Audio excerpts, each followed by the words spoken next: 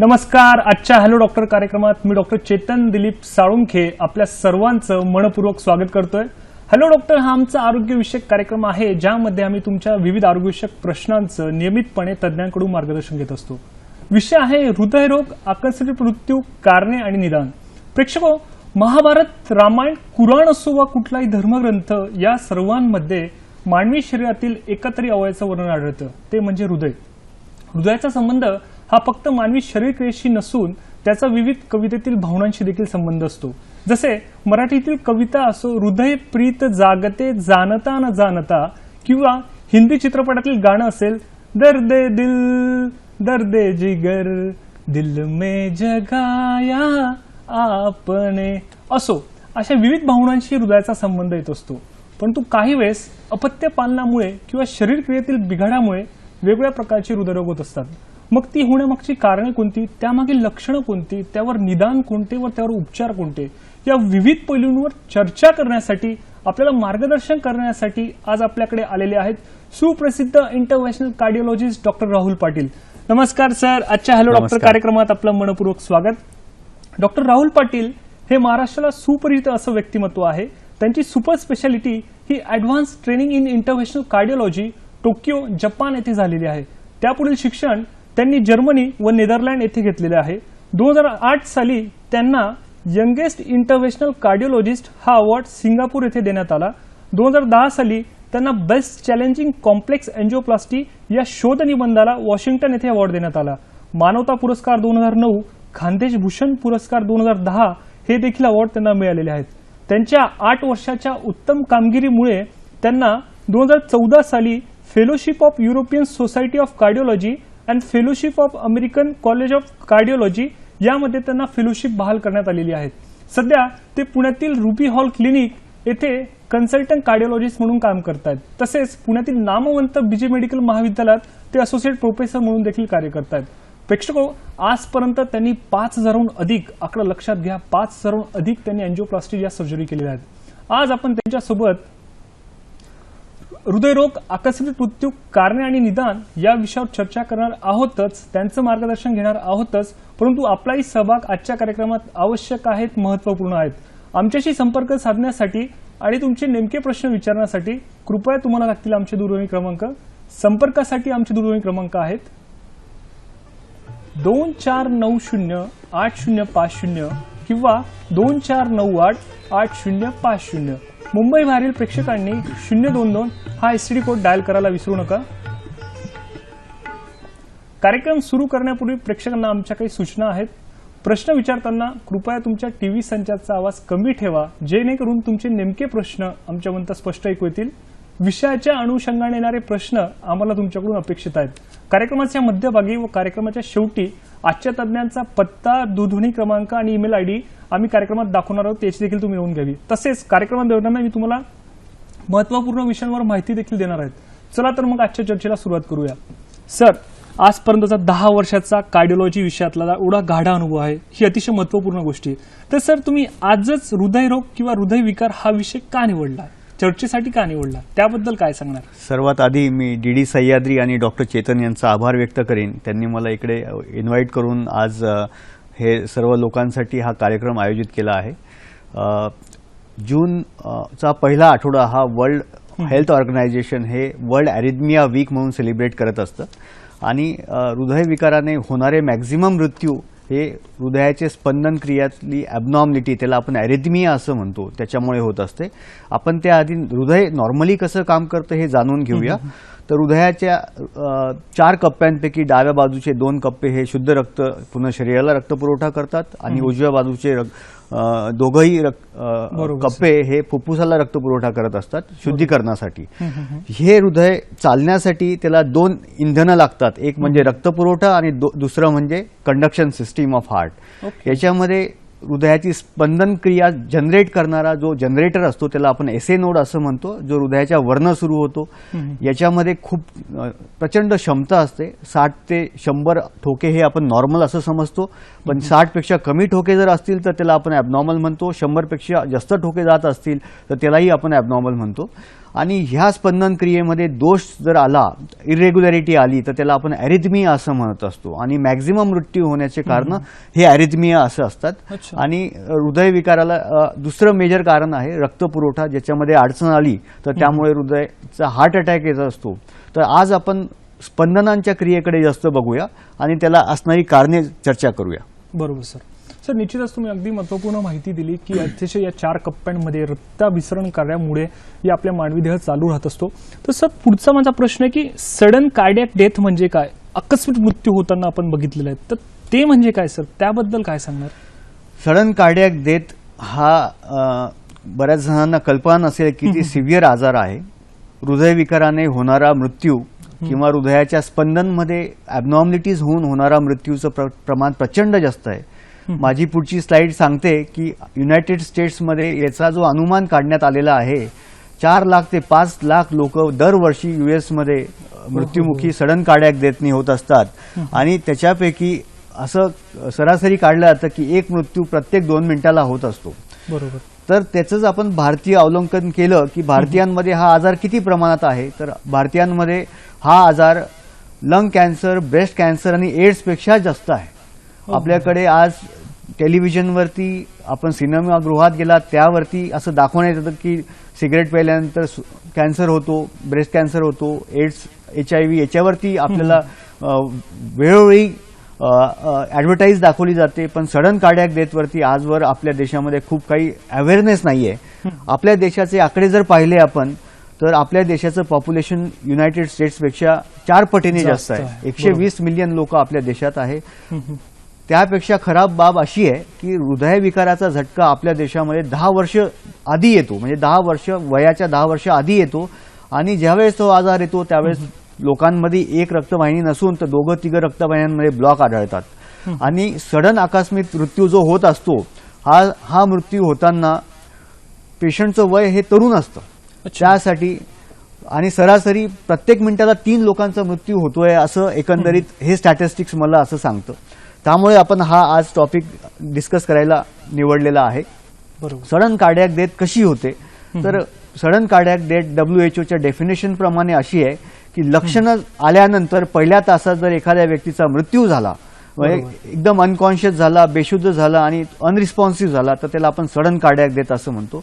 त्याआधी पेशंटला chest pain अशी कंप्लेंट असू शकते, नाहीतर ब्रेथलेसनेस म्हणजे दम लागतो अशी कंप्लेंट असू शकते. जर आपल्याला पेशंट किंवा एखादा व्यक्ती असा रस्त्यावरती किंवा घरी असा एकाएकी अनकॉन्शियस झाला तर रिस्पॉन्ड कसं करायचं, जर आपल्याला माहीत नसेल तर आपण घाबरून जातो, अचंबित होतो, पळापळी करतो. आणि ते इम्पॉर्टंट पहिले 5 ते 10 मिनिटं ज्यावेळेस आपण घरी सुद्धा काहीतरी करू शकतो, याची जर आपण शहानिशा केली किंवा शिकवून घेतलं की काय केलं पाहिजे आपण शेवटच्या 10 मिनिटात, रादर दॅन घाबरण्यापेक्षा जर तसं केलं तर आपण डेफिनेटली रुग्णाचा जीव वाचवू शकतो. बरोबर सर, निश्चितच तुम्ही चांगली माहिती दिली की सडन होणारा हा एक मृत्यू असतो. पण सर, याला अनुसरूनच मला एक प्रश्न विचारायचा आहे की हार्ट अटॅकमुळे आकस्मिक मृत्यू होतो, परंतु सर आपल्या देशामध्ये मृत्यू होणं तो देखील हार्ट अटॅकमुळे हे प्रमुख कारण आहे, त्याविषयी काय सांगणार सर? आपल्या देशामध्ये आणि जगभरामध्ये 80% लोकांचा सडन कार्डियक डेथ याचं कारण हार्ट अटॅक आहे. आपल्या देशामध्ये वयाच्या 40 वर्ष आधी होणारे हार्ट अटॅक म्हणजे यंग हार्ट अटॅक याचं प्रमाण प्रचंड जास्त आहे. जर आपण हार्ट अटॅक जर पाहिला तर तो कसा असतो, तर हार्ट अटॅकमध्ये हृदयाच्या रक्तवाहिनीला काही वेळेस ते थांबल्यामुळे किंवा याच्यामुळे ते कार्यक्रम होऊ शकतात सर. आपल्या रक्तवाहिनीमध्ये होणारा रक्तपुरवठा कोलेस्ट्रॉल जमा झाल्यामुळे जर एकाएकी थांबला आणि त्या ठिकाणी रक्तपुरवठा थांबल्यानंतर जर हार्टनी रिस्पॉन्स कसा करायचा अशा वेळेस ते जर हार्टला समजलं नाही तर हार्ट थांबून जातं. जर पेशंट तरुण असेल तर ह्या रक्तवाहिन्यांमध्ये कोलॅटरल्स तयार झालेले नसतात आणि एकाएकी हृदय थांबून जातं असा रिस्पॉन्स येतो. पण हाच जर पेशंट थोडा वयाने जास्त असेल तर ह्या लोकांमध्ये कोलॅटरल्स तयार झालेले असतात, त्यामुळे यांना चेस्ट पेन होऊन ते हार्ट अटॅक म्हणून ऍडमिट होऊ शकतात.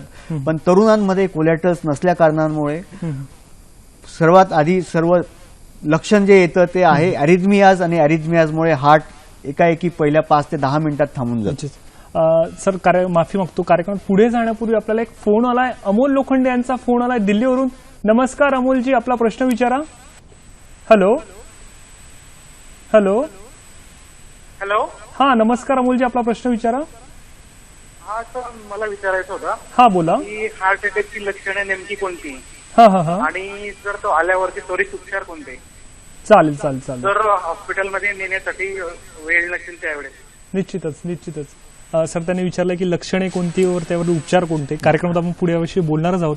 तर सर तुम्ही आता जे सांगत होते की हार्ट अटॅक म्हणजे काय, अमोलजी सर तुमच्या या प्रश्नाचं उत्तर देतीलच. कार्यक्रमात पुढे तो प्रश्न चालूच राहणार आहे. तर सर याबद्दल काय सांगणार थोडक्यात त्यांच्या प्रश्नात. हार्ट अटॅकची प्रामुख्याने लक्षणं अशी आहेत की हृदयाच्या किंवा छातीच्या मधोमध जडपणा येणे. अच्छा.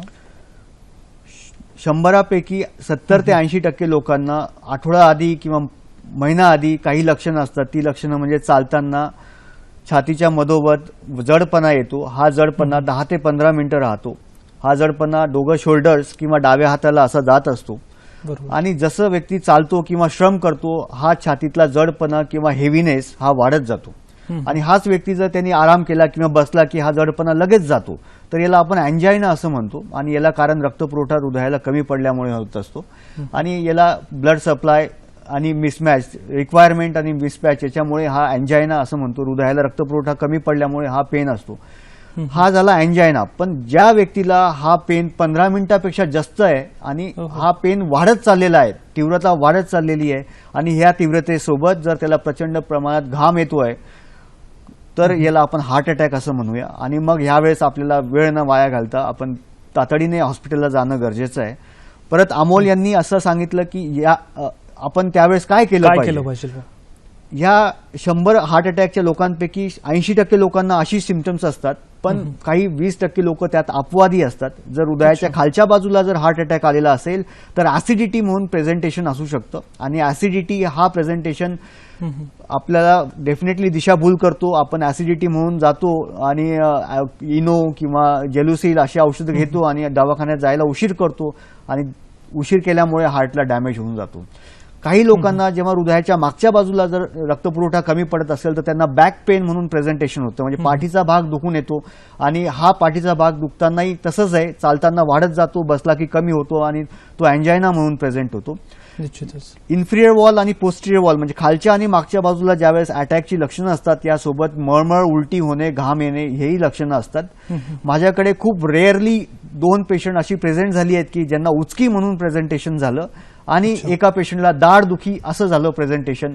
फार रेअर आहे आणि हे डायग्नोसिस करणं खरोखर डिफिकल्ट जातं. ही लक्षणं झाली. जर आपल्याला अशी लक्षणं आढळून आली तर त्वरित काय केलं पाहिजे, तर त्वरित आपण खोकला काढणे. वारंवार खोकला काढल्याने असं होतं की हृदयाचा रक्तपुरवठा वाढतो. हृदयाला रक्त येणं, वेनस रिटर्न जो आहे, हृदयाला येणारा अशुद्ध रक्त वाढतं आणि त्यानंतर आपलं हार्ट पंपिंग करणं वाढतं. त्याच्यामुळे पंपिंग करेक्ट. आणि त्यानंतर मग रक्तपुरवठा हृदयाच्या रक्तवाहिन्यातनंही वाढत जातो. आणि खोकला केल्याने तेवढंच नव्हे तर हृदयाचे स्पीड सुद्धा वाढत जाते. तर खोकला केल्याने तो एक बेनिफिट होतो. नंतर श्रम त्वरितपणे थांबवले पाहिजे आणि अशा जवळ जिथं आपल्याकडे आयसीयूची सोय आहे, जिथं ईसीजी काढला जातो, जिथं डीसी शॉक देण्याचं मशीन असेल त्या ठिकाणी आपण गेलं पाहिजे.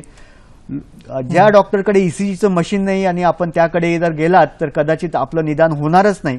कारण की हार्ट अटॅकच्या निदानासाठी चेस्ट पेन तर हे लक्षण आहेच आहे, पण त्यासोबत ईसीजी लागतो आणि एक ब्लड टेस्ट लागते, त्याला आपण कार्डियाक एन्झाईम्स म्हणतो. या तिघांपैकी जेव्हा 2 गोष्टी पॉझिटिव्ह असतात तेव्हा हार्ट अटॅक याचं निदान होऊन जातं आणि पेशंटला आयसीयूचं ऍडमिशन लागतं. निश्चितच सर. अमोलजी सरांनी अतिशय महत्वाची माहिती दिली की हृदयविकारामध्ये दिसणारं एक छोटंसं लक्षण सुद्धा हे किती मोठ्या प्रमाणात रोग उत्पन्न करू शकतो. सर कार्यक्रमात पुढे जाण्यापूर्वी पुन्हा आपल्याला एक फोन आलाय.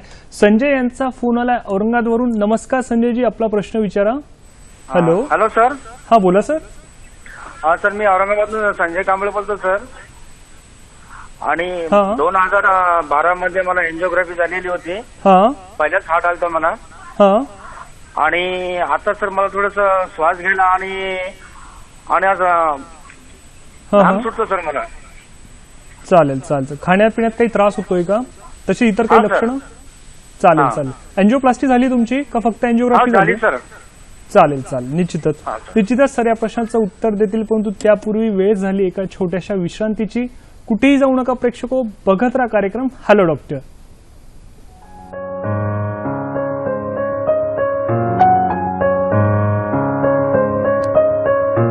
हेपॅटायटिस हा आजार म्हणजे लिव्हरला होणारी सूज, याला आपण हेपॅटायटिस म्हणतो. हा आजार नॉर्मली व्हायरसमुळे होतो. 4 प्रकारचे व्हायरसमुळे हा आजार नॉर्मली होतो. या व्हायरसला आपण हेपॅटायटिस ए, बी, सी आणि ई अशी नावे दिलेली आहेत. त्यात हेपॅटायटिस ए आणि ई हे सर्वसाधारण कावीळ किंवा सर्वसाधारण हेपॅटायटिसचे कारण आहे आणि हेपॅटायटिस बी आणि सी हे थोडे वेगळे टाईपचे हेपॅटायटिस म्हणजे कावीळ करणारे जंतू आहेत.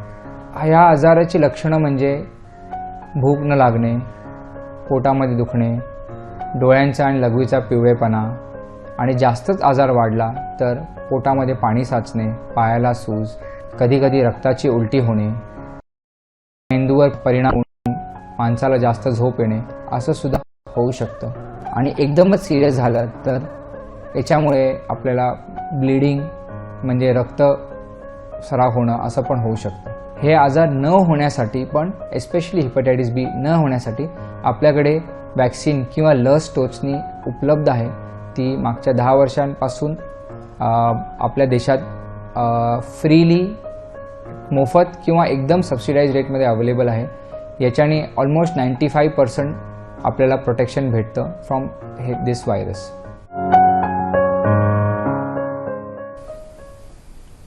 ब्रेकनंतर पुन्हा एकदा आमच्या सर्व प्रेक्षकांचं मनपूर्वक स्वागत आहे. प्रेक्षको, आजचा विषय आहे हृदयरोग, आकस्मिक मृत्यू, कारणे आणि निदान. सहभागी आहेत सुप्रसिद्ध इंटरव्हेन्शनल कार्डिओलॉजिस्ट डॉक्टर राहुल पाटील. प्रेक्षको, मला माहिती तुम्हाला देखील सरांना बरीच क्वेश्चन्स विचारायचे आहेत. माझी देखील सरांसोबतची चर्चा अशीच चालू राहणार आहे. परंतु तुम्हाला माहीत आहे का 28 मे हा दिवस इंटरनॅशनल वुमन्स हेल्थ डे म्हणून साजरा केला जातो. त्यावरची ॲक्शन होण्यासाठी देखील हा दिवस साजरा केला जातो. या दिवसाची सुरुवात ही 1987 साली वॅगनर या संस्थेतर्फे करण्यात आली होती. या दिवशी मुख्यतः महिलांचे जे आरोग्यविषयक जी लक्षणं असतात किंवा त्यावर कुठली चिकित्सा केली गेली पाहिजे याविषयी आंतरराष्ट्रीय लेवल एक मोठं कॅम्पेन किंवा सोशल कॅम्पेन केलं जात असतं. विविध प्रकारच्या रॅलीज काढल्या जातात. सर, कार्यक्रमात पुढे जाण्यापूर्वी पूर्वार्धात जो संजयांचा प्रश्न आला होता, 2012 साली त्यांची अँजिओग्राफी झाली आहे, अँजिओप्लास्टी झाली आहे, पण तू खाण्यात व तसेच चालण्यात त्यांना त्रास होतो, म्हणजे पंपिंग विषयीचा प्रश्न. सर, त्याबद्दल थोडक्यात काय सांगणार? येस, संजय यांची अँजिओप्लास्टी झाली आहे 2012 साली आणि आता त्यांना दम लागतोय असं मी ऐकलं. चालताना दम लागणे युजली हृदयाच्या पंपिंग कॅपॅसिटीशी संबंधित असतं. हृदयाची पंपिंग कॅपॅसिटी जर वीक असेल तर दम लागणं स्वाभाविक आहे. परत संजय यांना काय मेडिसिन चालू आहे हाही महत्वाचा भाग आहे. तर 2D इकोकार्डिओग्राफी ही इम्पॉर्टंट तपासणी आहे. ह्या तपासणीमध्ये EF नावाचा एक पर्सेंटेज देतं असा एक रिमार्क आहे इकोमध्ये. त्याच्यामध्ये इजेक्शन फ्रॅक्शन जर एखाद्या व्यक्तीचा 40% कमी असेल तर आपण पुअर LV फंक्शन असं म्हणतो. नॉर्मल व्यक्तीचा पंपिंग कॅपॅसिटी हा 55% जास्त असतो आणि जर तो कमी होत गेला याचा अर्थ हार्टचे काही स्नायू डॅमेज आहेत आणि त्यामुळे त्याला वाढवण्यासाठी काही ट्रीटमेंटची आवश्यकता आहे. जर आपले मेडिसिन जर व्यवस्थित डॉक्टरांकडून चाचपळून घेतले तर आपला हा प्रॉब्लेम डेफिनेटली इम्प्रूव्ह होऊ शकतो. त्यात काही महत्वाच्या बाबी अशा आहेत, जर एखाद्या व्यक्तीला हार्ट अटॅक येऊन गेला आहे आणि हार्ट अटॅकमध्ये हृदयाचे स्नायू परमनंट डॅमेज झाले आहेत तर मग या गोष्टीला आपल्याला खूप चांगल्या तज्ज्ञांकडे जाऊन याला पुढे काय ट्रीटमेंट करता येईल हे पाहणं गरजेचं आहे. निश्चितच सर, संजयजी सरांनी जी माहिती दिली की आरोग्यदृष्ट्या ज्या महत्त्वपूर्ण वैद्यकीय तपासण्या आहेत त्या तुम्ही लवकरात लवकर करून घ्याव्या. सर, कार्यक्रमाच्या पूर्वार्धात तुम्ही हार्ट अटॅक विषयी सांगत होतात, तेवढ्यात आपल्याला फोन आला. तर सर, तुम्ही जी लक्षणं सांगितली त्याच्यात अजून काही लक्षणं सांगता येतील का? व त्याही पुढे जाऊन मला विचारायचं आहे की ती होण्यामागची कारणं कोणतीच सर, त्याबद्दल काय सांगणार? सडन कार्डियक डेथ हार्ट अटॅकमध्ये हे जेव्हा प्रेझेंटेशन असं होतं तर त्यावेळेस चेस्ट पेन झाल्यानंतर किंवा दम लागल्यानंतर एकाएकी पेशंट बेशुद्ध झाल्यासारखा होतो. आणि त्यामध्ये जर आपण पाहिलं तर हार्टचा रिस्पॉन्स कसा असतो तर आपण स्क्रीनवर पाहत असाल की ह्यावेळेस स्पंदनांच्या मल्टिपल स्पंदनांच्या हार्टमधनं रिॲक्शन्स येतात, हार्ट रेट एकदम फास्ट होतो आणि जर ECG त्याच वेळेस काढला तर त्यावेळेस असं दिसतं की 6:02 सकाळी पेशंटला बरं होतं आणि एकाएकी हृदयाचं रिदम ॲबनॉर्मल झाली आणि 6:11 पेशंटचा मृत्यू झाला. तर हे साधारणतः 7 ते 10 मिनिटाचा सर्व वेळ आहे ज्यामध्ये जर आपण इमिजिएट ॲक्शन नाही घेतली, जी फार बऱ्याचदा शक्य होत नाही कारण की आपल्याकडे लिटरसी रेट किंवा शैक्षणिक पात्रता लोकांची कमी असल्यामुळे बऱ्याच जणांना कळत नाही की अशा वेळेस काय रिॲक्शन द्यायची. मी घाबरून जातो आणि या घाबरण्यामध्ये पहिल्या 10 मिनिटातच पेशंटला नाहीसा झाल्यासारखा होतो. तर ह्यावेळेस आपण काय केलं पाहिजे हे आपण पुढे चर्चा करणारच आहोत. आपण चक्कर येणं हा थोडा गंभीर प्रकारचा सिम्पटम्स आपण असं म्हणूया. बरोबर. निश्चितच की प्राथमिक उपचार जर आपल्याला माहिती असेल तर आपण एखाद्या पेशंटचा जीव देखील वाचवू शकतो. सर, हार्ट अटॅकमुळे मृत्यू होतो हे मान्य आहे, परंतु अजून कुठली कारणं आहेत किंवा हृदयविकाराची अजून कुठली कारणं आहे की त्याच्यामुळे मृत्यू होऊ शकतो सर? त्याबद्दल काय? 80% लोकांना हार्ट अटॅकनी मृत्यू सडन कार्डियाक डेथ म्हणून प्रेझेंटेशन असू शकतं.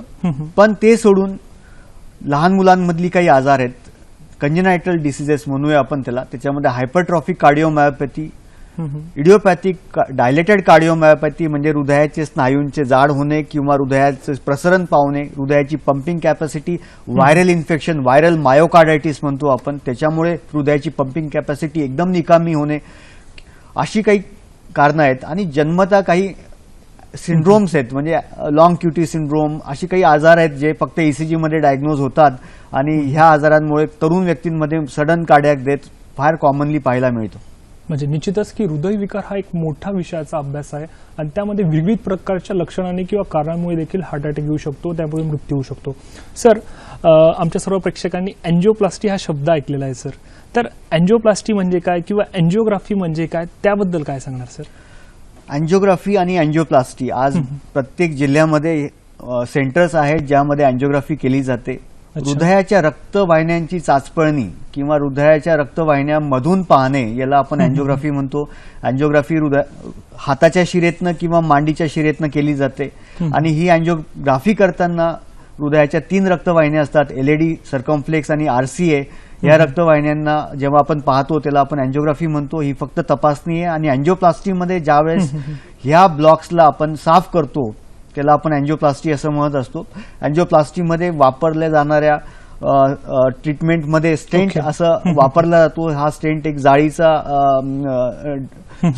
लूप असतो किंवा एक स्प्रिंग असते ज्यामध्ये आता मेडिसिन्स वापरले जातात आणि त्याला आपण मेडिकेटेड स्टेंट असं म्हणतो. नवीन येणाऱ्या 2012 पासून नवीन स्टेंट आली आहेत ज्याच्यामध्ये ती पॉलिलॅक्टॉल पासून तयार झालेली आहे. ती ऍब्सॉर्बेबल आहे, म्हणजे 2 वर्षानंतर ही स्टेंट पूर्णपणे डिझॉल्व्ह होतात आणि पुन्हा त्या ठिकाणी ब्लॉक येत नाही आणि भविष्यात आपल्याला आयुष्यभर या स्टेंटचा मेंटेनन्स करावा लागत नाही किंवा त्याची काळजी घ्यावी लागत नाही. पण आपल्याला लागणारी जी काही काळजी आहे, हार्ट परत ब्लॉक व्हायला नको यासाठी आपल्याला ती काळजी नेहमीच घ्यावी लागते. पण रक्त पातळीच्या गोळ्या आयुष्यभर खाव्या लागणं हे नक्कीच कमी होतं जर आपण ऍब्सॉर्बेबल स्टेंट वापरला तर. निश्चितच सर. सर, तुम्ही आता अँजिओप्लास्टी बद्दल माहिती दिली, तर सर त्याचे जे काही सब प्रकार पडतात की प्रायमरी अँजिओप्लास्टी आणि प्लॅन अँजिओप्लास्टी जे आपण ऐकले, कन्व्हेन्शनल प्लॅन अँजिओप्लास्टी, पूर्वनियोजित, त्याबद्दल काय सांगणार सर? प्रायमरी अँजिओप्लास्टी आणि पूर्वनियोजित अँजिओप्लास्टी महत्वाचा प्रश्न आहे डॉक्टर चेतन. हार्ट अटॅक आल्यानंतर जगभरात वेस्टर्न वर्ल्डमध्ये प्राथमिक स्वरूपाची अँजिओप्लास्टी ही ट्रीटमेंट प्लॅन केली जाते. म्हणजे काय, प्रत्येक व्यक्तीला त्यांच्या देशामध्ये शिकवण दिलेली आहे की आपल्याला हार्ट अटॅकचे सिम्पटम्स काय आहे आणि आपण रिस्पॉन्स कसा करायचा असतो त्यावेळेस. तर हार्ट अटॅकची सिम्पटम्स म्हणजे ज्यावेळेस पेशंटला आली की तो इमर्जन्सी नंबर डायल करतो. इमर्जन्सी नंबर डायल झाल्यानंतर एक ॲम्ब्युलन्स त्याला घ्यायला येते आणि ती इमिजिएटली त्याला हॉस्पिटलमध्ये घेऊन जाते. नेदरलँड, जर्मनी आणि टोकियो ज्या ठिकाणी मी काम केलंय त्या ठिकाणी ह्या पेशंटला त्याचा ऍडमिशन पेपर न भरता इमिजिएटली त्याला अँजिओग्राफी सूट मध्ये दिलं जातं. त्या ठिकाणी त्याची इमिजिएट अँजिओग्राफी करून हार्ट अटॅक देणारी जी रक्तवाहिनी आहे तिचा ब्लॉक 100% त्वरित काढला जातो. आणि मी असं पाहिलंय की तिकडे डोर टू बलून टाइम म्हणजे ऍडमिट झाल्यानंतर रक्तवाहिनी उघडण्याची वेळ हार्डली लेस दॅन 10 ते 15 मिनिटं असते. आणि अशा केल्यानंतर पेशंटचं हृदय डेफिनेटली वाचवलं जातं, डॅमेज वाचवला जातो. आणि अँजिओप्लास्टी प्राथमिक स्वरूपाची अँजिओप्लास्टी जी आहे ही डेफिनेटली सुपिरियर आहे. पण त्या उलट आपल्या देशामध्ये सर्व जागी ही सोय उपलब्ध नसून आपल्या पेशंटला ICU मध्ये भरती केलं जातं आणि त्यानंतर रक्तपातळीची औषधं पहिल्या 6 तासात दिले जातात. रक्तपातळीची औषधं देताना ही औषधं दिल्यानंतर 4 ते 5 तासानंतर त्याचं असेसमेंट केलं जातं की ह्या रक्तपातळीच्या औषधांनी हृदयाची रक्तवाहिनी उघडली आहे की नाही.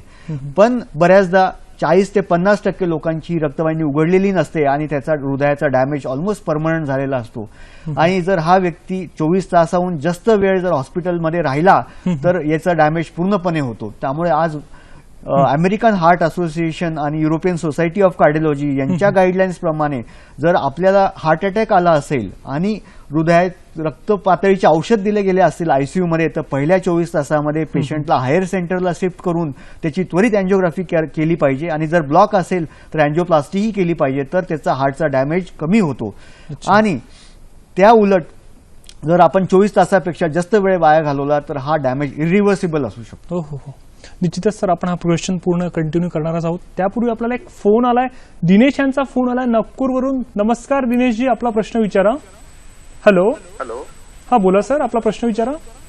हा, मी काय म्हणतो दिनेश फुलझेले बोलतोय नागपूरवरनं. हा सर, प्रश्न विचारा. मला एक 2 महिने होतोय, 42 वर्षाचं वय आहे माझं. आणि मी जेव्हा श्वास घेतोय ना तेव्हा मला असं खूप जोराने असं श्वास घ्यावा लागते. डॉक्टरांकडे गेलो होतो मी, पण त्यांनी मला ईसीजी वगैरे काढायला लावला. त्यावेळेस असं काही मिळालं नाही त्यांना हृदयाचं सांगितलं होतं त्यांनी, पण मेडिसिन दिली आणि सांगितली की मेडिसिन घ्या आणि याने तुम्हाला आराम होईल. अच्छा, तर काही तपासणी झालं, अँजिओग्राफी वगैरे झालं तुमचं? तसंच मला होतंय. जसं आता मी ऑफिसला वगैरे जातोय तर कधी कधी काय धावपळ झाली थोडी की श्वास खूप असं जोराने घ्यावा लागतं मला. चालेल. तुमची अँजिओग्राफी झाली आहे? हॅलो, ठीक आहे. मला वाटतं फोन कट झालाय सर. त्यांनी सांगितलं की त्रास होतो त्यांना, दिनेश, झालेला तुझा आहे. प्रश्न ऐकलाय मी. दिनेश, आपल्या धकाधकीच्या जीवनामध्ये आपण रोज सकाळी 40 ते 45 मिनिटं स्वतःला एक्सरसाइज करण्यासाठी द्यायला हवं. बरोबर सर. जर फिजिकल कॅपॅसिटी तुझी कमी असेल शारीरिक श्रम करण्याची, तर तुला दम नॉर्मल माणसालाही लागू शकतो. तू डॉक्टरांकडे जाऊन आलायस, ईसीजी नॉर्मल आहे सांगितलंय डॉक्टरांनी. त्यापुढे अजून तुला शंका असेल तर 2D इकोकार्डिओग्राफी, स्ट्रेस टेस्ट आणि काही ब्लड टेस्ट केल्या पाहिजे. 40 वर्ष उलटलेले आहेत. 40 वर्षानंतर प्रत्येक व्यक्तीने 2D इकोकार्डिओग्राफी, ईसीजी, स्ट्रेस टेस्ट आणि कोलेस्ट्रॉल्स तपासले पाहिजे. जर फॅमिली हिस्ट्री असेल, म्हणजे आई वडिलांमध्ये 65 वर्षापेक्षा कमी वयात जर हार्ट अटॅकचा इव्हेंट असेल, तर डेफिनेटली ह्या सर्व तपासण्या अत्यंत गरजेच्या आहेत. आणि मला असं वाटतं जर तू रेग्युलर एक्सरसाइज केला तर हा दम लागणं कमी होऊन जाईल. निश्चितच सर, तुम्ही अतिशय महत्त्वपूर्ण माहिती दिली. दिनेशजी, योग्य प्रमाणे व्यायाम करणं आणि वैद्यकीय तपासण्या करणं हे तितकंच महत्त्वाचं ठरतं. सर, फोन येण्यापूर्वी तुम्ही प्रायमरी अँजिओप्लास्टीबद्दल सांगितलं, तर कन्व्हेन्शनल प्लॅन अँजिओप्लास्टी काय असते सर? ज्या व्यक्तींना अँजायना म्हणून सिम्पटम्स आहेत, इमर्जन्सी नाहीये, हार्ट अटॅक सुरू नाहीये, तर ह्या व्यक्तींना आपण ज्यावेळेस अँजिओग्राफी करतो आणि त्याच्यामध्ये 70% पेक्षा ज्यावेळेस जास्त ब्लॉक दिसून येतात, तर त्यावेळेस त्याला अँजिओप्लास्टी किंवा बायपास सर्जरी अशी ॲडवाईस केली जाते. पण हा पेशंट स्टेबल असून याला आपल्याला वेळ दिला जातो की तुम्ही इतक्या वेळात आपण ही अँजिओप्लास्टी प्लॅन करूया, इमर्जन्सी नाहीये. तर अशा केसेसमध्ये आपण प्लॅन अँजिओप्लास्टी ही करतो. पेशंटला सीडी आणि रिपोर्ट दिले जातात आणि मग त्या व्यक्तीला परत बोलवून किंवा त्या सेटिंगमध्ये सुद्धा अँजिओप्लास्टी केली जाऊ शकते. याला आपण प्लॅन अँजिओप्लास्टी म्हणतो. म्हणजे निश्चितच ही मुख्यतः वैद्यकीय शास्त्रातील एक मोठी प्रगती म्हणावं लागेल. इतके सुंदर प्रकारे आपण हार्टचे ऑपरेशन करू शकतो. सर, माझा पुढचा प्रश्न आहे की ज्या व्यक्तींना हार्ट अटॅक येऊन गेला आहे त्याच्यावर उपचार देखील झालेले आहेत, परंतु भविष्यकाळात सर त्यांनी कुठल्या प्रकारची काळजी घेतली पाहिजे सर? ज्याची अँजिओप्लास्टी किंवा बायपास सर्जरी अशी ट्रीटमेंट झालेली आहे आणि त्यानंतर तो साधारणतः आता घरी असेल किंवा त्याचं रुटीन चालू झालं असेल, तर त्यावेळेस त्याला हृदयविकाराचा झटका किंवा हार्ट अटॅक कशामुळे आला याचं आत्मपरीक्षण केलं पाहिजे. जर आपण तंबाखू, सिगरेट किंवा असं काही घेत असाल तर ते त्वरित थांबवलं पाहिजे. जर आपल्याला डायबिटीज आहे, ब्लड प्रेशर आहे, हाय कोलेस्ट्रॉल आहेत, फॅमिली हिस्ट्री आहे, तर ह्या सर्व गोष्टींची चाचपणी केली पाहिजे. जर डायबिटीज असेल तर आपला कोलेस्ट्रॉल कंट्रोल केला पाहिजे. कंट्रोल करणं म्हणजे HbA1c नावाची तपासणी प्रत्येक 3 महिन्याला केली पाहिजे. फास्टिंग आणि पोस्ट लंच ब्लड शुगर जी आपण करतात ती त्या दिवशी आपण काय जेवण केलं यावरती निर्भर असते. पण HbA1c ही जी तपासणी आहे प्रत्येक 3 महिन्याला करायची, याला त्या दिवशी जेवण केलं याच्यावरती निर्भर नसून ही परफेक्ट रिपोर्ट देत असते. आणि HbA1cचा आकडा लेस दॅन 7 जर ठेवला तर डेफिनेटली पुढे येणारा हार्ट अटॅक आपण टाळू शकतो. बरोबर. जर एखाद्या व्यक्तीला ब्लड प्रेशरमुळे प्रॉब्लेम असेल तर ब्लड प्रेशर आणि डायबिटीज हे सायलेंट किलर आहेत, त्याच्यात लक्षणं येत नाही. पण ब्लड प्रेशर आपल्या डॉक्टरांकडे रेग्युलर चेक करत राहा. ब्लड प्रेशरच्या मेडिसिन्स रेग्युलर घ्या आणि ब्लड प्रेशर 140/90 पेक्षा कमी ठेवा, ज्याने हार्ट अटॅकचा प्रॉब्लेम होणार नाही. जर आपले हाय कोलेस्ट्रॉल्स असतील तर कोलेस्ट्रॉलसाठी LDL कोलेस्ट्रॉल हा किलर आहे. 90% ऑफ ब्लॉक्स जे आहेत ते LDL कोलेस्ट्रॉलमुळे होत असतात आणि हा LDL कोलेस्ट्रॉल 100 पेक्षा कमी ठेवणं अत्यंत गरजेचं आहे. आणि ज्या व्यक्तीला डायबिटीज आहे आणि कोलेस्ट्रॉलही आहे, ह्या व्यक्तींना हार्ट अटॅक जेव्हा येऊन गेला आहे तर त्या व्यक्तींना 70 पेक्षा जर कमी ठेवला तर अतिउत्तम आहे. आणि दिलेले कोलेस्ट्रॉलचे मेडिसिन्स रेग्युलरली घेतले पाहिजे. निश्चितच की आरोग्याच्या पूर्वतपासण्या करणं आणि त्या देखील नियमित करणं हे खूप महत्त्वाचं असतं. प्रेक्षको, कार्यक्रमात पुढे जाण्यापूर्वी ॲडव्होकेट जोशी यांचा फोन आला आपल्याला नगरवरून. नमस्कार सर, आपला प्रश्न विचारा. नमस्ते डॉक्टर. हा बोला सर, आपला प्रश्न विचारा. ऍडव्होकेट जोशी बोलतो, अहमदनगर. हा सर, प्रश्न विचारा आपला. हा, तर का 2010 ला माझी अँजिओप्लास्टी झाली हा आणि आता काय झालं की तेव्हा मला लोसार 50 हम्म. आणि इकोस्प्रिन 75 AV ही गोळी चालू आहे. हा हा. एक महिन्यापूर्वी मी 2D एको केला. अच्छा. त्याच्यामध्ये mildly depress left ventricular systolic function EF48 असं त्याचा रिझल्ट आला. परफेक्ट. तर मला एवढं विचारायचं की हे धोकादायक आहे का आणि त्याच्यामध्ये वेगळं काही औषध अजून सुचवत आहे का आपण, आणि जेवणाच्या बाबतीत काय पाळू मी? चालेल, निश्चितच सर या प्रश्नाचं उत्तर देणार आहेत, परंतु त्यापूर्वी वेळ झाली एका छोट्याशा विश्रांतीची. कुठेही जाऊ नका, बघत राहा कार्यक्रम हॅलो डॉक्टर.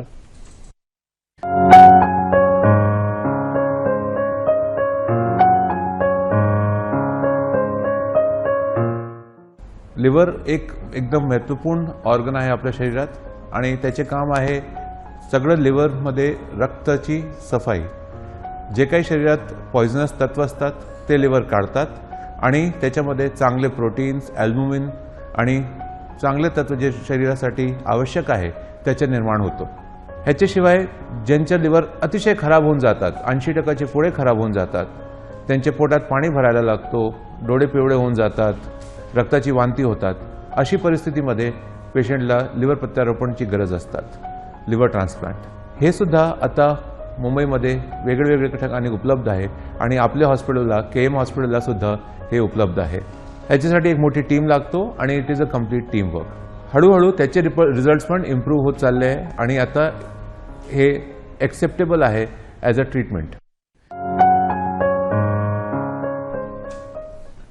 ब्रेक नंतर पुन्हा एकदा आमच्या सर्व प्रेक्षकांचं मनपूर्वक स्वागत आहे. आजचा विषय आहे हृदयरोग, आकस्मिक मृत्यू, कारणे आणि निदान. सहभागी आहे doctor Rahul Patil.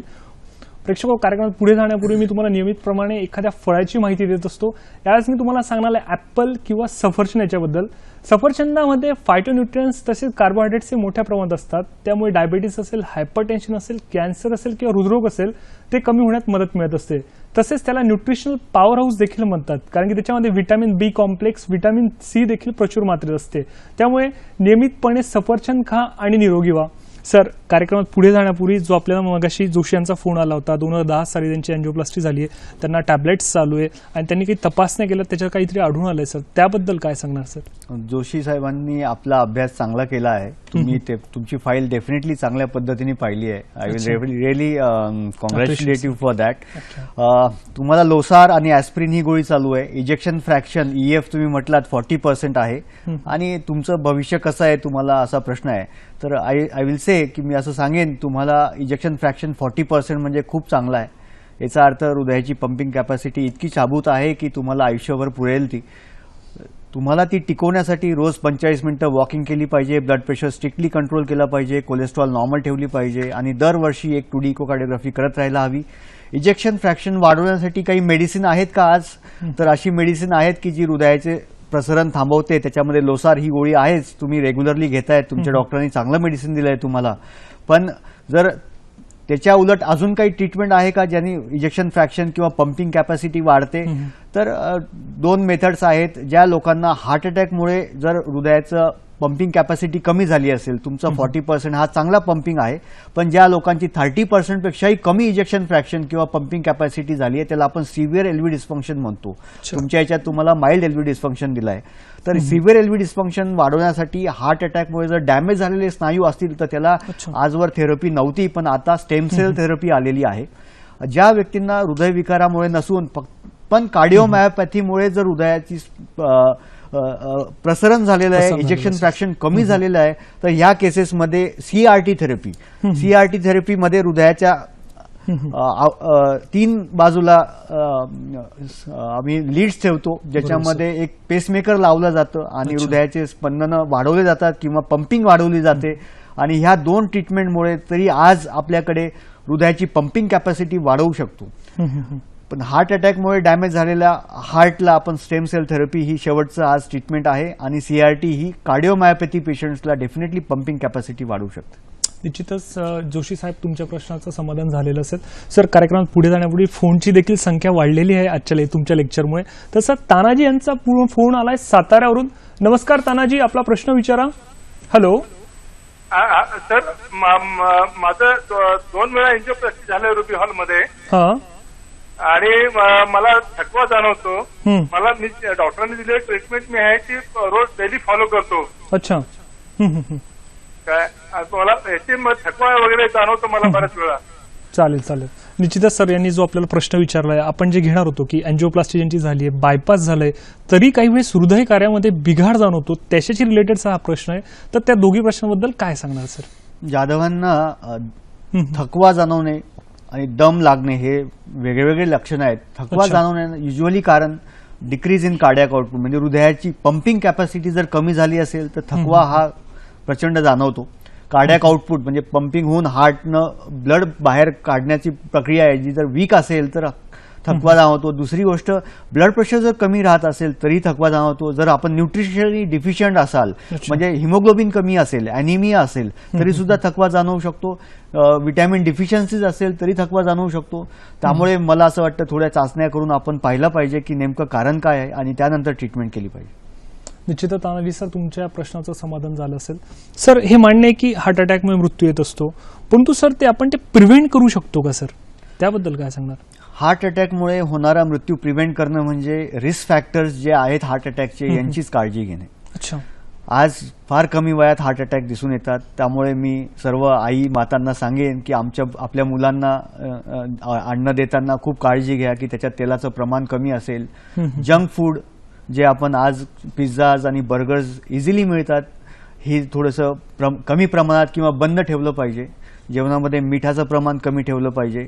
Diabetes, blood pressure आणि हार्ट अटॅक हे तिघही एकमेकासोबत येत असतात. जर आपल्याला हे प्रिव्हेंट करायचं असेल तर वयाच्या 10 वर्षापासून आपण काळजी घेतली पाहिजे. ही काळजी घेणार तर भविष्य चांगलं आहे मुलांचं. येणाऱ्या पिढीला खरोखर फार मोठा धोका आहे की हार्ट अटॅकने मृत्यूचे कारण 30 आणि 20. तुम्हाला खोटं वाटेन, वयाच्या 30 वर्षाच्या मुलांची मी अँजिओप्लास्टी दर आठवड्याला रुबी हॉलमध्ये एकाची करत असतो. आणि त्यावेळेस मी पाहतो त्या मुलाचं हार्डली लग्न झालेलं असतं किंवा अजून करिअर सुरुवात व्हायची असते. तर याला हा आजार काही 30 वर्षाला सुरू होत नाही, तो वयाच्या 15 ते 20 वर्षाला सुरू होतो. जर आपल्या हॅबिट्स खूपच बॅड राहिल्या आणि अशा चालत राहिल्या तर 30 वर्षाला सुद्धा हार्ट अटॅक येऊ शकतो. आणि कमी वयात हार्ट अटॅक यायला मेजर कारण आज सिगरेट आणि तंबाखू आहे आणि ही आपण बंद केली पाहिजे. बरोबर. निश्चितच प्रेक्षक, सरांनी जी माहिती दिली की जी रिस्क फॅक्टर आहे ती लक्षात घेऊन आपण पूर्व वैद्यकीय तपासण्या केल्या गेल्या पाहिजे. सर, कार्यक्रमात मला तुम्हाला पुढचा प्रश्न विचारायचा आहे. सर, ICD म्हणजे काय? सर्वसामान्यांनी ऐकलेला शब्द आहे, तर त्याबद्दल काय सांगणार? ICD, CRT, पेसमेकर हे तिघही भाऊ आहेत एकमेकांचे. हृदयविकारानंतर किंवा कार्डिओमायोपॅथी नंतर किंवा मायोकार्डायटिस नंतर हृदयाचे पंपिंग कॅपॅसिटी एखाद्या व्यक्तीचा खूप वीक झाली, 30% पेक्षा कमी झाली, तर ह्या लोकांना सडन कार्डियाक डेथ होण्याची शक्यता खूप जास्त असते. ह्या व्यक्तींमध्ये हृदयाच्या स्पंदन क्रियामध्ये, जसं आज आपला विषय अरिथमियाज, ॲबनॉर्मल बीट्स येणं फार फार कॉमन असतं. हार्ट वीक असल्यामुळे त्याची स्पंदन क्रिया ॲबनॉर्मल होऊ शकते आणि ही ॲबनॉर्मलिटी जर टाळायची असेल, ज्याला आपल्याला वेळ मिळत नाही, त्यावेळेस ICD ट्रीटमेंट केली जाते. आणि ह्या ICD मध्ये जर आपण पुढच्या व्हिडिओत पाहणार तर हा एक यंग फुटबॉल प्लेअर आहे ज्यामध्ये जन्मता एक हृदयाचा प्रॉब्लेम आहे. तो एकाएकी खेळता खेळता कोलॅप्स होतो आणि जर तुम्ही थोड्या वेळात पाहिला त्याला एक शॉक दिल्यासारखा शॉक बसेन, तर त्याला ICD म्हणून हा बसला शॉक. तर ह्या पेशंटला ज्या वेळेस हृदयाचे स्पंदनं एकाएकी थांबली होती त्यावेळेस त्याच्या हृदयाला ट्रीटमेंट देणारा तो ICDचं मशीन त्याला बसवलेलं आहे, ज्यामध्ये त्याला ICD हा कम्प्युटर सारखा काम करतो. हृदयाची स्पंदनं ॲबनॉर्मल झाली ही पाहतो आणि ती पाहिल्यानंतर तो इमिजिएटली शॉक देतो आणि हा शॉक दिल्या दिल्या हृदय परत सुरू होतं आणि तो परत कामाला लागला. तर ही आयसीडी थेरपी कुठल्या पेशंटसाठी गरजेची आहे?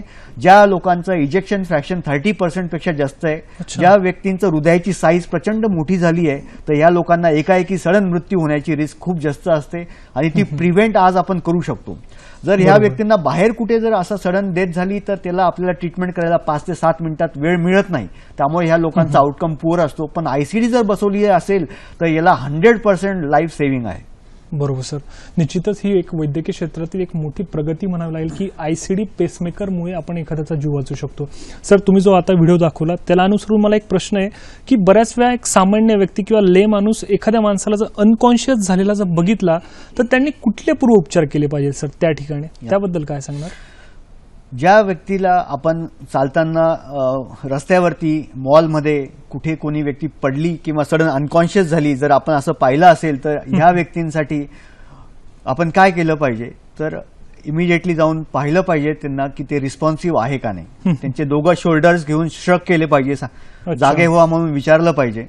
आणि त्यानंतर जर तो अनरिस्पॉन्सिव्ह असेल तर त्याच्या उजव्या हाताची नाडी पाहिली पाहिजे, उजव्या किंवा डाव्या हाताची. आणि आपल्याला जर नाडी परीक्षण माहिती असेल तर उजव्या हाताला वरच्या बाजूला नाडी लागते आणि जर ही लागत नसेल तर त्या व्यक्तीच्या छातीच्या मधोमध आपल्या हाताचा हिल ठेवून दोघं हात एकामेकांवरती चेस्टच्या निप्पलच्या मधोमध ठेवायची आणि ती साधारणतः त्याला आपण कार्डियाक मसाज असं म्हणतो. सडन अरेस्ट ही कुठल्याही व्यक्तीला घरी होऊ शकते, बाहेर होऊ शकते. तर त्यावेळेस हे पुढचे 5 मिनिटं पेशंटचा प्राण वाचवू शकतील असे असतात. त्यावेळेस न घाबरता न भीता त्या ठिकाणी अलर्ट आणि कॉन्फिडेंटली ही क्रिया केली पाहिजे. त्यामध्ये आपण कोणातरी हेल्पला बोलवलं पाहिजे इमिजिएटली. आणि ही ज्यावेळेस कार्डियाक मसाज आपण करतोय, ही कार्डियाक मसाज करताना साधारणतः 5 सेंटीमीटर तुमचा चेस्ट डिप्रेस केलं जाईल, ज्याने हार्टची पंपिंग वाढेल किंवा हार्टमधनं ब्लड बाहेर पडेल अशी तुमची क्रिया असली पाहिजे. ही करताना तुमचा स्पीड किती पाहिजे तर मिनिटाला 100 वेळा कार्डियाक मसाज दिला पाहिजे.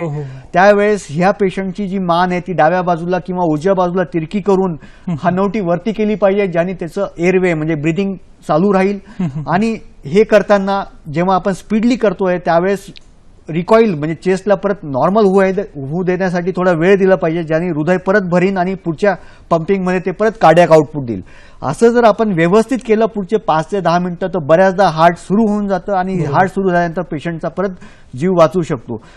जर हे वेळ लागत असेल तर आपण ही क्रिया थांबवायची नसते. आपण कोणाला तरी बोलवायचं असतं की 5 ते 10 मिनिटांनंतर आपण थकणार आहात आणि तुमची इफिशियन्सी कमी होणार आहे, त्यामुळे तो तुम्हाला मदत करणारी व्यक्ती डेफिनेटली पुढचे 5 मिनिटं करू शकते. त्यावेळेस तुम्ही एक इमर्जन्सी नंबर डायल करून अँब्युलन्स बोलवू शकतात आणि पुढची ट्रीटमेंट हॉस्पिटलमध्ये करता येऊ शकते. तर तुम्ही जर हे कार्डियाक मसाज CPR जर व्यवस्थित केला तर 50% लोकांचा जीव वाचलेला अशी उदाहरणं आणि अशा स्टडीज केल्या गेलेल्या आहेत की जर CPR इफेक्टिव्ह असेल तर 50% लोकांचा इमिजिएटली जीव वाचू शकतो. निश्चितच प्रेक्षको, सरांनी अतिशय महत्त्वपूर्ण माहिती देत आहेत की साधे आणि छोटे उपाय व्यवस्थित जर आपण ते केलेच तर एखाद्या सामान्य व्यक्तीचा आपण जीव वाचवू शकतो. सर, कार्यक्रमात पुढे जाण्यापूर्वी फोन आलाय, चेतन यांचा फोन आलाय पुण्यावरून. नमस्कार चेतनजी, आपला प्रश्न विचारा. हॅलो हॅलो, नमस्कार चेतनजी, आपला प्रश्न विचारा.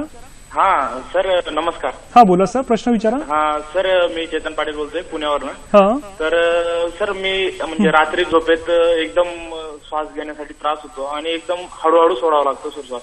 म्हणजे असं वाटतं मला की अटॅक आल्यासारखं वाटतं सर. माझं वय आहे 25 आणि दम पण लवकर लागतो सर मला. तुमचा प्रश्न त्याच्यामध्ये किती सिव्हिअरिटी आहे का फंक्शनल आहे, म्हणजे खरोखर हृदयाचा आजार आहे की तुम्हाला मानसिकरित्या तो वाटतोय, याला आपण आधी पाहिलं पाहिजे. जवळच्या डॉक्टरांना दाखवून एक ECG 2D इको करून घ्या. जर एखाद्या व्यक्तीला दम लागणे आणि रात्री जर उठून बसायचं असेल तर हा सिव्हिअर हार्ट डिस्फंक्शनचं सिम्पटम म्हणतो आम्ही. त्याला ऑर्थोपनिया किंवा PND असं मेडिकल टर्म मध्ये म्हटलं जातं. ज्या व्यक्तींचा हृदयाची पंपिंग कॅपॅसिटी जर वीक असेल, हे तुमच्याबद्दल नाही बोलत आहे चेतन, इन जनरल सांगतोय मी, घाबरून जाऊ नका. ज्या लोकांची पंपिंग कॅपॅसिटी कमी असेल त्यांना चालताना दम लागतो, रात्री झोपले का त्यांना उठून बसावं लागतं, त्याला आम्ही ऑर्थोपनिया म्हणतो. रात्री एकाएकी जर खिडकी उघडून श्वास दम लागला तर त्याला आम्ही PND असं म्हणतो. आणि याचा अर्थ असा असतो की LV डिस्फंक्शन म्हणजे हार्ट खूप मोठ्या प्रमाणात डॅमेज आहे. पण तुमच्या केसमध्ये तसं वाटत नाही. तुम्ही नॉर्मल आहात, 25 वर्षाचे आहात, दम लागतोय, मला असं वाटतं थोड्या शारीरिक तपासण्यांची गरज आहे, हिमोग्लोबिन किती ते पाहूया, तुम्ही रोज एक्सरसाइज करता का नाही, हे महत्वाची बाब आहे. फिजिकली डिकंडिशन असाल तर मग हे होऊ शकत नाही. निश्चितच चेतनजी सरांनी जे सांगितलं की नियमित आरोग्याच्या तपासण्या ठेवा, वय जरी लहान असेल तरीही तुम्हाला देखील हार्ट डिसीज होऊ शकतो इन जनरली. सर, कार्यक्रमात पुढे जाण्यापूर्वी मगाशी जे तुम्ही आयसीडी बद्दल दाखवलं तसंच पेसमेकर देखील असतं, तर सर ही पेसमेकर जी सर्जरी आहे ती कशी केली जाते सर, त्याबद्दल आमच्या प्रेक्षकांना काय सांगणार? पेसमेकर, आयसीडी आणि सीआरटी यांची सर्जरीमध्ये ट्रीटमेंट सेमच आहे. टेक्निकली थोडी चॅलेंजिंग आहे, त्याला स्पेशल ट्रेनिंग घ्यावी लागते. आणि ही ट्रेनिंग घेताना आपण हे जर पाहणार ती असा एक पेसमेकरचा डिव्हाइस असतो ज्याच्याला 2 वायर लागलेले असतात. सीआरटी मध्ये 3 वायर लागलेले असतात. हे पेसमेकरचं डिव्हाइस डाव्या किंवा उजव्या बाजूला शोल्डरच्या खाली आपण एक खिसा केल्यासारखा तिकडे खिसा करून रक्तवाहिनीतनं ह्या 3 वायरी किंवा 2 वायरी ह्या हृदयात सोडतो आणि त्याचं करंट, तो जो पेसमेकर आहे त्याला जनरेटर किंवा बॅटरी म्हटलं जातं आणि त्या वायर्स त्याला लीड म्हटलं जातं आणि ह्या हृदयाला स्पंदनं देतात. जो स्पंदन क्रिया जर डॅमेज झाली असेल त्याच्यामुळे अरिथमियाज येत आहेत, ॲबनॉर्मल रिदम्स येत आहेत. त्या ॲबनॉर्मल रिदम्स कमी हृदयाचे स्पंदनं होणारे असतील त्याला ब्रॅडी अरिथमियाज म्हणतात, किंवा खूप ॲबनॉर्मल फास्ट रिदम होत असेल त्याला टॅकी अरिथमियाज म्हणतात. या दोघांना ट्रीटमेंट देणारा हा पेसमेकर आयसीडी किंवा सीआरटी आहे. यामध्ये जर पाहिलं आपण तर ह्या अशा पद्धतीने हा पेसमेकर काम करतो आणि ही वायर अशी हृदयाच्या कप्प्यांमध्ये बसवली जाते आणि हा पेसमेकर याला लाईफ टाईम वॉरंटी असते, वर्षानुवर्ष चालतो. याचा सक्सेस रेट 100% आहे. आणि असं छातीच्या एका बाजूला स्कार असतो तो पेसमेकर आणि यांनी काही हर्ट होत नाही.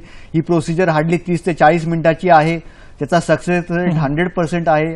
हॉस्पिटलायझेशन 2 ते 3 दिवस लागतं. पेशंट 2 ते 3 तासात चालत फिरत असतो. आणि त्याच्या पुढे जर आपण विचारलं तर हा पेसमेकरचा सक्सेस रेट तर आहे, पण याला दरवर्षी एक चेकअप लागतो ज्याच्यामध्ये आपण हा चेकअप त्यामध्ये आपण रिमोट कंट्रोलनी हा करत असतो. निश्चितच सर, जे तुम्ही आतापर्यंत सांगितलं की पेसमेकर तो कसा बसवला होता, ती सर्जरी कशी केली जात असते, परंतु सर काही वेळेस पेसमेकर बसवल्यानंतर आपल्याला MRI करावा लागतो, पण ते एक चुंबकीय तक्ती जी असते तिला तो मग मेटलचं कसं करता येईल सर, तो MRI कसा करता येतो? पूर्वीच्या काळात कुठल्याही पेशंटला पेसमेकर बसवला की हा पेसमेकर बसवल्यानंतर हा पेशंट आयुष्यभरासाठी MRI पासून वंचित होतो. तर हा US मध्ये एक सर्वे केला गेला आणि असं पाहण्यात आलं की प्रत्येक माणसाच्या जीवनामध्ये त्याला एकदा MRI लागतोच. एकदा मला सुद्धा MRI लागलेला आहे. मी पडलो होतो आणि माझ्या हाताला फ्रॅक्चर आहे का नाही एक्सरे मध्ये कळत नव्हतं आणि मला MRI ची गरज पडली. तर MRI लागतो म्हणून यासाठी युएसने आज नवीन पद्धतीचा पेसमेकर काढलाय ज्याला MRI कॉम्पॅटिबल पेसमेकर आपण असं म्हणतो, ज्यामध्ये हे धातू असं आहे की ते बसवल्यानंतर सुद्धा ह्या पेशंटचा MRI करता येतो. याला आपण MRI कॉम्पॅटिबल पेसमेकर असे म्हणतो. निश्चितच सर, अतिशय महत्त्वपूर्ण माहिती दिली की वैद्यकीय क्षेत्रातील किती महत्त्वाची प्रगती झालेली आहे. तर प्रेक्षक, आता वेळ झाली आजच्या आरोग्य सल्ल्याची. बघूया आजचा आरोग्य सल्ला काय आहे ते. हृदयविकारात काय काळजी घ्यावी व त्यासाठी काय खानपान ठेवावं त्यावर आजचा आरोग्य सल्ला आहे. चांगले कार्बोहायड्रेट जसे फळ, भाज्या, धान्य आणि चरबीयुक्त दुधाचे पदार्थ वापरावे. आहारातील फायबरमुळे हृदयविकार कमी होण्यास मदत होते, म्हणून पालक, मेथी, गवार, फरसबी अशा हाय फायबर भाज्यांचा वापर करावा.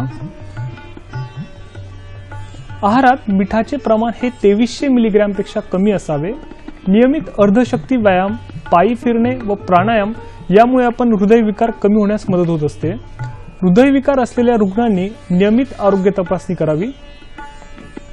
निश्चितच प्रेक्षको, सरांनी इतकी सुंदर प्रकारे आपल्याला माहिती दिली आहे. तर सर, मला पुढचा प्रश्न विचारायचा आहे की हार्ट अटॅक आणि डायबिटीस याचा काही संबंध आहे का सर, त्याबद्दल काय सांगणार? बऱ्याचदा diabetes is equivalent to heart disease असं म्हटलं जातं. डायबिटीज ज्यावेळेस सुरू होतो किंवा लक्षात येतो त्याच्या आधी 4-5 वर्ष आधी पेशंटला असतो आणि ज्यावेळेस शुगर वाढलेली असते त्यावेळेस तो सायमल्टेनियसली हृदयाच्या रक्तवाहिन्यांमध्ये कोलेस्ट्रॉल जमा करून किंवा जमा हळूहळू करत असतो आणि बऱ्याचदा डायबिटीजचं फर्स्ट प्रेझेंटेशन हे हार्ट अटॅक म्हणून होतं. निश्चितच. तसेच ज्या डॉक्टरांना आमच्या प्रेक्षकांना जर प्रायोजित कार्यक्रम करायचा आहे, ज्या डॉक्टरांना, कृपया त्यांनी आमचा पत्ता नोंदून घ्यावा. आमचा पत्ता आहे निर्माती हॅलो डॉक्टर, दूरदर्शन केंद्र, वरळी, मुंबई 400000 030. आमचा ईमेल आयडी आहे hellodrddkmumbai@gmail.com. सर, जाता आता आमच्या प्रेक्षकांना काय संदेश द्याल सर? प्रत्येकाच्या घरामध्ये आज हृदयविकार हा रुळलेला आहे. तर तरुण पिढीने आपली काळजी घ्यायची आहे. जेवताना खूप विचार करायचा आहे की यामध्ये किती कोलेस्ट्रॉल आहे. शारीरिक एक्सरसाइज रेग्युलर ठेवली पाहिजे. आपला दिवस आणि नियमबद्ध प्रिन्सिपल आणि डिसिप्लिन असलं पाहिजे. आणि ज्या व्यक्तींना हार्ट अटॅक येऊन गेला आहे किंवा असं वाटतंय की प्रॉब्लेम आहेत, त्यांनी खचून जायचं नाहीये. आज आपल्याकडे आधुनिक उपचार सर्व प्रकारचे अवेलेबल आहेत. तुम्ही तुमचं मनोधैर्य खचू देऊ नका. आम्ही आमच्याकडनं 100% तुम्हाला चांगलं करण्याचा प्रयत्न करू. तेवढंच नव्हे तर मानसिकरित्या तुम्हाला धीर देऊ. कारण की हा आजार झाल्यानंतर मानसिकरित्या व्यक्ती खूप खचून जातात. तुम्ही फक्त तुमचं मनोधैर्य ठेवा. आमच्याकडनं आम्ही आमचे 100% देऊन तुम्हाला चांगले करू. निश्चित सर. सर, थोडा वेळ आहे तर मला याला अनुसरून एक प्रश्न विचारायचा आहे. तर मानसिक ताणतणाव आणि हार्ट अटॅक याचा काही संबंध असू शकतो का सर? थोडक्यात काय संबंध? मानसिक ताणतणावाने हार्ट अटॅक येतो आणि हार्ट अटॅक आल्यानंतर 50% लोक डिप्रेशनमध्ये जातात. दोघांचा एकमेकांशी फार मोठा संबंध आहे. बऱ्याच जणांना दैनंदिन जीवनात मानसिक ताण होतो आणि त्यामुळे हायपरटेन्शन आणि ब्लड प्रेशर ह्या गोष्टीमुळे हार्ट अटॅक होत असतो. आणि हार्ट अटॅकच्या रुग्णांना अँजिओप्लास्टी आणि बायपास सर्जरी झाल्यानंतर 50% लोक डिप्रेशनमध्ये जातात आणि त्यांना डेफिनेटली सायकॅट्रिस्टची ट्रीटमेंट लागते. आणि आम्ही त्या गोष्टी आमच्याकडे पेशंटला मनोधैर्य देऊन आम्ही त्या डिप्रेशनमधून त्याला डेफिनेटली काढत असतो. निश्चितच प्रेक्षको, सरांनी अतिशय महत्त्वपूर्ण माहिती दिली. प्रेक्षको, पूर्वीच्या काही ऋषीमुनी सांगून गेलेत की हृदय चेतना स्थानम उक्तम सुश्रुतम देहिनाम, म्हणजे हृदय हे चेतनाचं अधिष्ठान आहे. अगदी गर्भाच्या निर्मितीपासून तर श्वासाच्या शेवटच्या श्वासापर्यंत, आयुष्याच्या शेवटच्या टोकापर्यंत हृदय हे आपल्या अविरत अविश्रांतपणे साथ देत असतं. त्यामुळे या हृदयाला जपण्यासाठी आपण सर्वांनी एकत्रितरित्या प्रयत्न केले पाहिजे. सर, आज आपण इथे आलात, आमच्या प्रेक्षकांना इतकी सुंदर व महत्त्वपूर्ण माहिती दिली, त्याबद्दल सह्याद्री वाहिनीतर्फे व माझ्या हॅलो डॉक्टरच्या संपूर्ण टीमतर्फे मी आपलं मनपूर्वक आभार व्यक्त करतो. थँक्यू.